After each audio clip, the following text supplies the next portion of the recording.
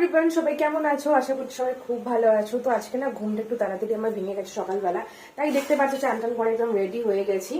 Usually আমার ঘুম খুব একটা তাড়াতাড়ি ভাঙে না, আসলে ওই আমাদের ডাস্টবিন পরিষ্কার করতে আসে তো তখন কি বলতো সকালবেলা উঠি, ডাস্টবিনটা বার করে দিই, দিয়ে আবার এসে শুয়ে পড়ি। কিন্তু আজকে আর আমি শুইনি, কারণ আজকে আমি ঠিক করেছিলাম সকালবেলা উঠবই, প্রত্যেক দিন লেট হয়ে যাচ্ছে। তো যেই জন্য ভিডিওটা বানানো, আজকে তোমাদের সাথে একটা রেসিপি শেয়ার করবো যেটা আমি ইউজুয়ালি বানিয়ে থাকি। মানে এতটাই ভালো হয় খেতে, খুব টেস্টি হয়, আর খুবই কিছুই লাগে না সেটা বানানোর জন্য।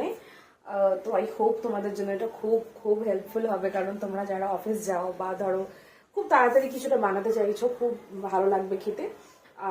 ভাতের সাথে তো খেতে আমার ভীষণ ভালো লাগে, আর রুটির সাথেও আশা করি ভালো লাগবে। তো চলো তোমাদের সাথে শেয়ার করি। এখানে আমার প্যান গরম হয়ে গেছে, এখানে একটুখানি আমি বাটার দিয়ে দিচ্ছি। মোটামুটি এইটুকুনি বাটার দিতেই হবে, নাহলে টেস্টটা খুব একটা ভালো আসে না। তো এটা পুরোটা ভালো করে মেল্ট হয়ে যাবে। এখানে আমি কিছু শুকনো লঙ্কা নিয়ে নিচ্ছি, এটাকে ভালো করে এইভাবে ভেঙে দিয়ে দেবো।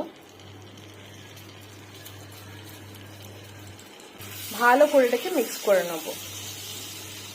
এখানে আমি কিছু মাশরুম কেটে রেখেছিলাম, সেগুলোকে দিয়ে দিলাম। ভালো করে একটু আমি মিক্স করে নিচ্ছি।